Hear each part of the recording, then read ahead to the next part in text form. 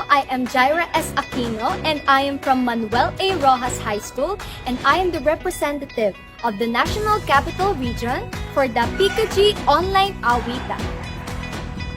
Na-discover ko po ang PICA-G Online Awitan Contest dahil may nag-send po sa mama ko ng link na may ganito nga pong klase na competition na inihanda ang ating mga PNP po. So, ayun po, sinend po nila sa mama ko and then my mom encouraged me to join the contest po. Siyempre po, as a person po na hindi po pinapalagpas yung mga gatong opportunity para din po ma-share yung advocacy ko and yung talent po, sumali po ako sa contest.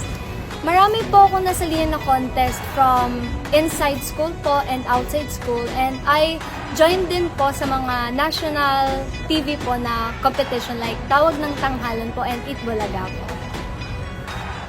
As a person po who is really compassionate po sa kapwa po, lalo na po sa mga disabled po nating mga kapwa, gusto ko po talaga magbigay inspirasyon po sa kabataan po natin at magbigay po ng message po sa mga nangangailangan at saka sa mga disabled po natin na kapwa na hindi po sila nag-iisa sa laban po nila sa buhay, na ready po kaming tumulong, na naiintindihan po namin sila. At buong puso ko pong inilahad ang message ko po na iyon sa music video po namin na Bulag, Pipi at Bingi. And now po, I am asking for all of your help to support me po by like, comment, and share po sa video po namin na Bulag, Pipi at Bingi NCR representative po sa PICA-G Tagapag-Ugnay. Again, I am Jaira S. Aquino from Manuel A. Rojas High School representing National Capital Region for the Online Awitan Challenge.